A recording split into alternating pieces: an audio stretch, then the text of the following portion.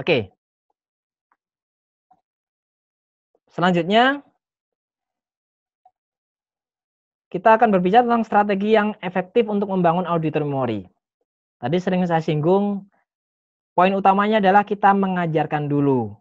Ya, mengajarkan. Seperti kalau ayah bunda yang lagi punya bayi, di awal nggak mungkin, "Dek, mana lampu? Mana matahari?" Kan tidak ya. Kita pasti tahu dulu, lihat itu ada lampu di atas. Kalau pas dibawa keluar, ada matahari itu yang terang.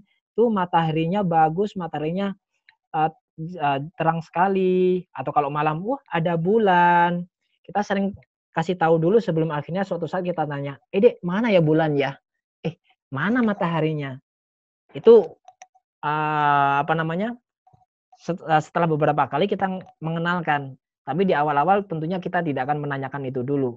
Tapi kita lebih banyak ngasih tahu, "Wah, Ciluk, Bas," dan seterusnya, "Ini ayah, ini bunda," dan seterusnya, ya. Kalau kita lihat kamusnya memberikan pelajaran kepada seorang ya, berarti mengajari, memberi pelajaran. Memberi pelajaran berarti memberitahu, ya. Mendidik anak, mendidik seseorang yang tadinya dia nggak tahu menjadi tahu dulu. Kemudian strategi efektifnya tentu berbicara lebih banyak, kemudian mulai dari hal yang mudah, kemudian di sini yang nggak ada adalah juga memulai hal yang, sederhana ya, yang mudah artinya juga termasuk yang kosakatanya tidak terlalu rumit, mulai yang levelnya paling mudah dulu sesuai dengan kemampuan anak, hingga nantinya perlu kita kembangkan ke yang lebih kompleks.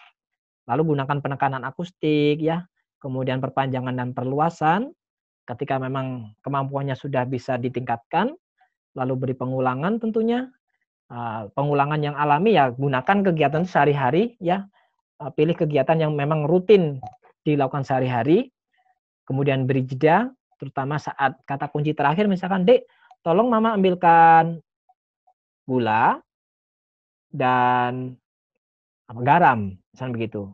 Atau biasanya kalau bunda ngasih perintah ke anak-anaknya, "Dek, ini bunda belikan ini ya, cabe, gula, garam." Nah, kayak gitu kan lebih mudah biasanya anak pelan-pelan. Nah, triknya kira-kira seperti itu. Lalu beri jeda, kemudian cek atau meminta anak untuk mengulangi atau klarifikasi. Bisa juga, kita minta si anak untuk mengulangi instruksinya dulu, apa kata-kata yang kita instruksikan tadi sebelum akhirnya dia melakukan tindakan itu juga bisa, ya.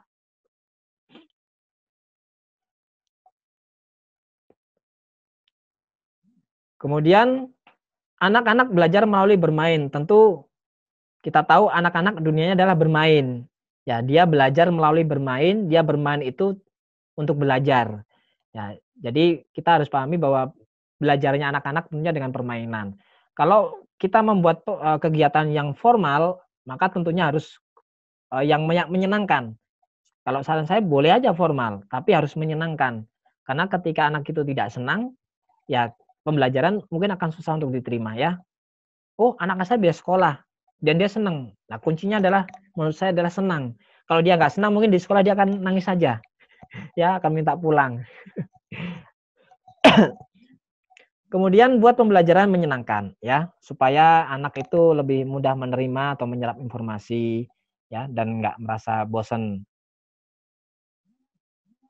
Hindari banyak bertanya atau testing ya. Kalau kita lihat di kamusnya memeriksa atau mengetahui mutu, kepandaian dan sebagainya, sesuatu dan sebagainya. Ya. Berarti kalau kita ingin tahu apakah anak mampu atau tidak, memang kita harus bertanya, ngasih perintah, kita tes. Tapi itu ketika memang masanya sudah perlu kita lakukan. Setelah kita contoh kalau saya gambarkan anak sekolah ada 2 semester. Ujiannya apakah di awal semester? Kan tidak ya. Mungkin ada yang istilahnya post test, tapi itu post test kemampuan dasar. Bukan untuk ujian yang sebenarnya untuk, pembelajaran di levelnya dia. Tapi ketika dia sudah masuk di levelnya dia semester 1 katakanlah dia pembelajarannya adalah mulai mungkin 3 bulan dulu nanti ada, ujian tengah semester, kemudian pembelajaran lagi, ada ujian akhir semester. Nah kira-kira begitu. Jadi pembelajarannya terlebih banyak dibandingkan ngetesnya. Ya ngetes itu hanya melihat anak ini mampu atau tidak, dan itu tidak bijak kalau hanya sering-sering dilakukan, termasuk sering-sering memanggil nama anak tanpa ada tujuan, itu juga testing. Ya, itu bukan mengajarkan. Nah, itu bukan mengajarkan. Jadi saya tidak menyarankan juga memanggil anak sesering mungkin tanpa ada makna yang kita harapkan di sana. Mengapa ini dihindari? Jadi menguji bukanlah mengajarkan, ya tadi sudah ada penjelasan lebih banyak.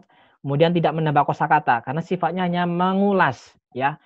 Kita hanya memanggil memori dia yang sudah didapatkan. Kira-kira ada nggak nih? Tapi kalau mau menambahkan ya kita ajarkan sesuatu hal yang baru, ya.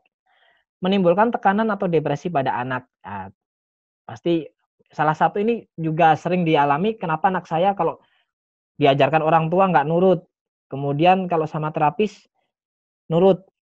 Salah satu poinnya adalah karena kalau saya poin yang termasuk saya perhatikan adalah ketika kita melihat orang tua melakukan kegiatan di ruang sesi terapi, kebanyakan juga mereka melakukan dalam bentuk testing.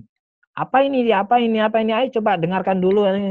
Lebih banyak ke testing sehingga itu memberikan tekanan buat anak untuk ngikutin belajar sehingga dia nggak kooperatif. Nah, kalau strateginya kita sebagai terapis, kita bikin senang dulu. Kalau anak sudah senang, insya Allah yakin anak mau diarahin gampang. Tapi kalau anak sudah depresi dulu, akan susah untuk kita memberikan arahan-arahan ataupun petunjuk-petunjuk, apalagi testing, ya akan susah untuk dilakukan itu. Kecuali kalau kita garam banget ya. Nah,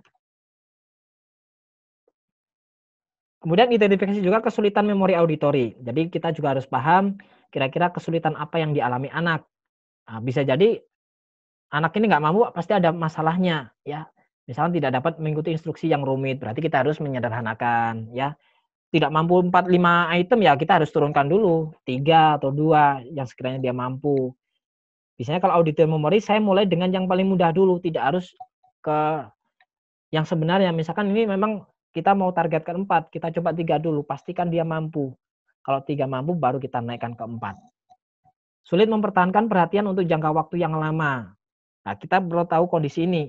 Kalau anak mungkin masa belajarnya dia nggak bisa berpuluh-puluh menit, ya kita juga harus tahu diri, anak ini kemampuannya tidak bisa lama.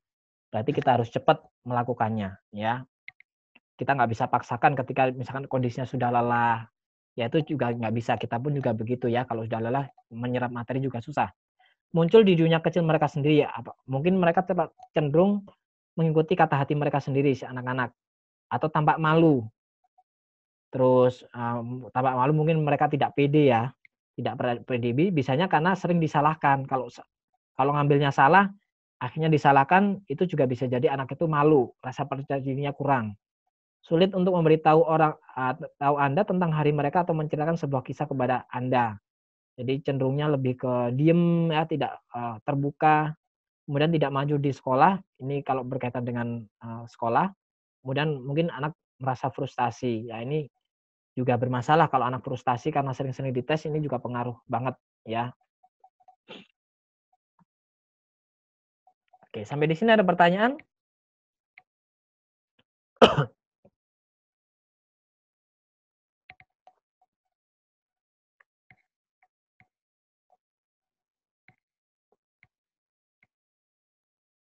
Kalau ada pertanyaan silakan disampaikan, materi kita tinggal sedikit lagi. Oke, saya lanjutkan kalau begitu ya. Sekarang untuk yang dewasa. Yang dewasa artinya berarti yang kemampuannya di atas 5 item tadi ya. Berarti untuk usia di atas 4 tahun sampai anak usia sekolah ini juga berlaku, ya. Membangun memori auditori untuk anak dewasa.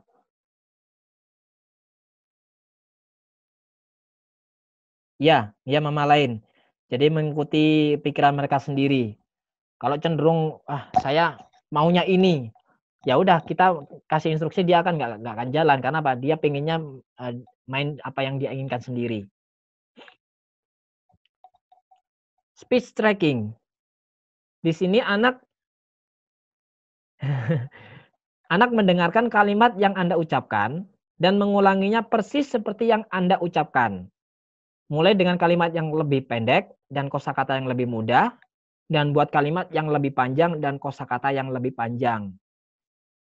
Intinya adalah dia mengulangi kalimat yang kita contohkan. Misalkan, kita bilang ini bagus juga untuk auditory memory yang anak-anak yang mulai TK ataupun SD ya. Kita mulai yang paling sederhana, misalkan ayah makan roti, anak menirukan ayah makan roti, ayah makan roti, ayah makan roti tawar, ayah makan roti tawar. Oke, ketika dia berhasil tambahkan satu kata berikutnya, ayah makan roti tawar di depan rumah atau di depan, ayah makan roti tawar di depan. Oke, berhasil. Teruskan lagi, ayah makan roti tawar di depan rumah. Anak menirukan yang serupa, berhasil tambah lagi, ayah makan roti tawar di depan rumah sambil baca. Begitu juga sampai dia ketemu batas di kemampuan si anak ya. Kalau sudah mentok ya udah, berarti latihannya sampai di situ dulu. Nanti dicoba lagi dan coba lagi. Ya, ini termasuk ini bagus juga untuk latihan dikte ya. Kalau anak yang sudah bisa literasi, bisa menulis, mama bisa latihan begitu. Jadi ayah bunda mengatakan kata-kata, dia yang menulis. Sama latihannya mulai yang pendek dulu ya, jangan langsung yang panjang gitu. Ya, susah. Kemudian auditory tracking. Bacakan dan minta anak untuk mengikuti. Ini seperti pada pembelajaran anak menyimak sambil menuding. Nah, contoh begini ya, saya punya buku ini, Bu. Nah, ini. Misalkan kita bilang fonologi bahasa Indonesia. Jadi kita bilang anak yang menunjuk. Ya, anak yang menunjuk. Tapi kalau untuk permulaan kita bisa kasih contoh dulu. Jadi kita nudingnya bareng-bareng. Kita nuding fonologi, dia juga nuding fonologi, kita bilang fonologi bahasa, dia juga nunjuk bahasa Indonesia. Dia nggak harus menirukan. Dia cuma mengikuti atau menunjuk kata-kata yang sedang kita ucapkan ya dari bacaan suatu buku. Itu auditory tracking. Nah, nanti setelah itu kita yang cuman bilang, kita membaca, tapi anak yang menunjuk, ya. Kira-kira apa yang auditory perception-nya ya sama atau enggak dengan yang kita ucapkan. Kemudian auditory paragraf, mendengarkan dan kemudian jawab pertanyaan tentang informasi. Awalnya pertanyaan mungkin dengan baca bibir, mulailah dengan paragraf pendek dan informasi yang mudah dan tambahkan ke yang lebih panjang dan kompleks. Kalau ini anak SD yang juga levelnya udah lebih tinggi ya. Ini yang memang anak yang benar-benar dewasa. Kalau yang masih anak SD untuk menyimpulkan paragraf mungkin akan susah ya. Ini yang bisa level sekolahnya kayak mulai masuk SMP ini juga bisa ya. Mulai dengan yang sederhana. Kalau contoh kasus saya misalkan katakanlah saya contoh buku ini lagi ya. Kalau ini saya sarankan pakai buku sekolah aja jadi lebih otentik. Ambil satu paragraf yang sekiranya pendek, kemudian bacakan ke anak, boleh saja dia juga melihat bacaan itu, kemudian kita bertanya, kira-kira apa yang kamu dapatkan dari bacaan tadi? Atau kamu tadi sudah belajar apa dari bacaan itu? Ya. Jadi ini levelnya juga level tinggi, dan ini cocok untuk latihan di anak-anak sekolah. Kemudian mengidentifikasi gambar dengan deskripsi. Kalau ini masih di usia sebelum TK pun juga bisa ya. Mulai di usia 2 tahun ke atas juga bisa, tapi tentunya kita lihat usia berarti lebih mudah, lebih simple deskripsinya. Semakin dewasa lebih rumit. Contoh, benda yang terbuat dari besi, dia berjalan di atas rel, rodanya banyak, dan memiliki banyak gerbong, serta banyak penumpang. Kalau itu sudah panjang banget, tentunya itu kemampuannya juga harus lebih kompleks, auditornya udah banyak ya. Itu. Baik, terima kasih. Itu tadi materi-materi yang saya sampaikan. Kira-kira sekarang ada pertanyaan, silakan boleh bertanya dengan audionya masing-masing, boleh, silakan. Kalau ada yang bertanya langsung dengan suara, saya persilakan. Kalau mau melalui chat juga saya persilakan.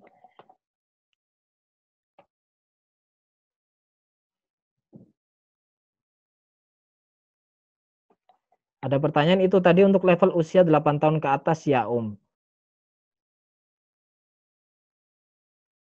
Ya, bisa jadi untuk 8 tahun ke atas. Tapi ini kembali ya, kalau ini kemampuan auditorinya sudah bagus. Pemahaman yang dia dapatkan dari pendengaran dia bagus. Kalau tidak, mohon maaf, misalkan gangguannya sangat berat, kemudian dia memakai ABD dan kosakatanya tidak cukup banyak, tentu kita tidak bisa memaksakan dengan level yang serupa, ya. Kita tentunya akan memberikan pembelajaran yang lebih mudah, menyesuaikan dengan kondisi sang anak. Pada saat kita mengajarkan apakah anak harus melihat bibir kita, tergantung ya. Kalau anak sudah mampu kemampuan auditornya sudah bagus, pendengaran sudah bagus, saya kira tidak perlu baca bibir ya. Umpama mengajarkan dari depan kalau saya tidak masalah, yang penting tidak memberikan bentuk pengucapan yang berlebihan, misalkan, "Mama makan di depan rumah." Nah, itu terlalu berlebihan. Jadi gerak bibirnya biasa saja, "Mama makan di depan rumah." Umpama kita mau berbicara dari depan dan kita memang tidak mengarahkan dia untuk baca bibir. Tapi kalau terlalu kecenderungan ke baca bibir, sedangkan dia kemampuan auditorinya sebenarnya bagus, ya mending kita di posisi samping aja, ya. Kecuali kalau memang anak itu auditori pendengarannya kurang maksimal, sehingga mau tidak mau kita akan memberikan bantuan baca bibir. Lewat audio bisa dengan rekaman, jadi ayah bunda bisa merekam kata-kata itu dulu, kemudian anak menangkap pesan itu sesuai dengan tugas yang mau diberikan, apakah mendikte atau hanya mengulangi, boleh. Jika mendeskripsikan benda atau hewan, bolehkah dengan suara benda atau hewan tersebut dan disertai dengan ciri-ciri yang lain? Kalau suara terlalu mudah untuk diidentifikasi, ya kalau untuk target ini ya mengidentifikasi ya, ini biasanya dipakai untuk yang level dasar, ya level 1 atau 2. Tapi kalau untuk yang levelnya lebih kompleks, kita menghindari suara itu dulu. Kita lebih banyak menggunakan ciri-cirinya saja, boleh. Jadi kalau ciri-ciri yang lain boleh, tapi selain suara ya, kalau suara itu terlalu mudah untuk diidentifikasi.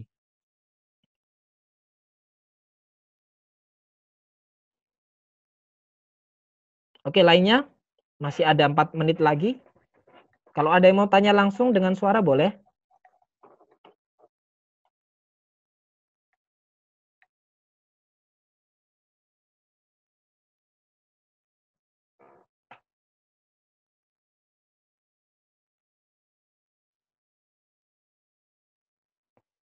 Gimana kalau yang baru pakai ABD? Untuk yang baru pakai ABD, nah ini baru cocok gunakan binatang-binatang atau tindakan-tindakan yang disertai dengan suara. Misalkan contoh begini ya. Wow, lihat, Om punya ikan. Swish, swish, swish. Wah, ada ikan. Swish, swish, swish, swish. Ikannya mau kemana ya? Oh, ikannya mau berenang. Ikannya mau berenang. Aku ikan kecil berenang di air. Swish, swish, swish. Swish, swish, swish. Yang kita tonjolkan di sini apa kira-kira?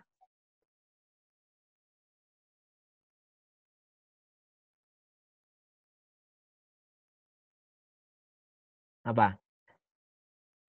Ikan dan swish-swishnya. Ya, ikan dan swish-swishnya. Jadi kita mengajarkan ikan dengan bunyinya. Tujuannya bunyi itu untuk menarik perhatian si anak itu untuk mendengarkan. Wah, enak nih suaranya nih gitu. Nah, ini juga gambaran kalau kita ngomong kalau bisa ada intonasinya untuk anak-anak yang baru belajar mendengar ya supaya menarik gitu. Kalau datar-datar aja dikirain sama suara-suara yang lain nanti.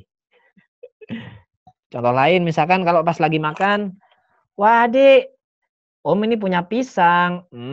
Nyam nyam nyam. Kita mau makan pisang. Nyam nyam nyam nyam." Sebutkan kata yang sebenarnya, tambahkan dengan sound word-nya atau bunyi yang mewakili kegiatan itu, kemudian juga bisa kasih contoh secara tindakan ya. Jadi harus tetap ada ya, jadi tidak tidak hanya suara saja tapi ada, medianya yang makan, sesuaikan dengan konteksnya. Itu ya untuk yang baru belajar, mendengar pakai ABD. Ini kalau untuk ke kata-kata langsung ya. Kalau yang masih awal banget, tentu latihannya adalah latihan merespon suara. Dia dengar nggak kalau ada suara? Misalkan tanpa dia melihat pintu, mama ketok pintu aja, digedor, dok dok dok dok, dia noleh nggak? Kalau dia noleh berarti dia dengar kalau ada suara. Atau klakson, kayak itu suaranya keras, atau tepuk tangan ya. Terus dipanggil, kalau dipanggil dia respon nggak? Artinya dia, meresponnya itu karena suara bukan karena paham panggilan, ya. Oh ada suara, berarti dia, mengetahui kalau dia menoleh. Kalau belum menoleh, kita perhatikan apakah memang, dia lagi fokus atau sedang apa, ya. Baik, tepat jam 3 saya kira cukup, ya, dan saya yakin tentunya masih banyak yang perlu kita pelajari, namun juga keterbatasan waktu, ya. Mudah-mudahan di kesempatan lain kita bisa bertemu lagi dan saya harapkan terus belajar ya, karena tentu masih banyak hal-hal lainnya masih bisa kita pelajari. Dan untuk hari ini ada kekurangannya dari saya, mohon maaf yang sebesar-besarnya. Dan saya ucapkan terima kasih yang sudah berpartisipasi ikut dalam webinar ini. Mudah-mudahan ayah bunda semua mendapatkan manfaat dan berkah dan bisa diaplikasikan di rumah.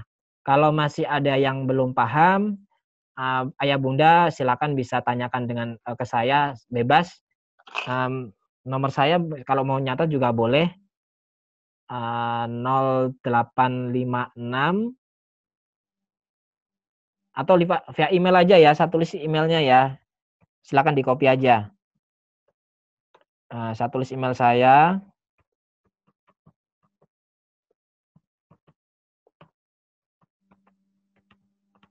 Silakan di-copy ya, tuh. Nah, saya tulis email dan juga nomor WhatsApp saya. Silakan kalau ada yang mau bertanya, insya Allah saya berusaha untuk memberikan tanggapan.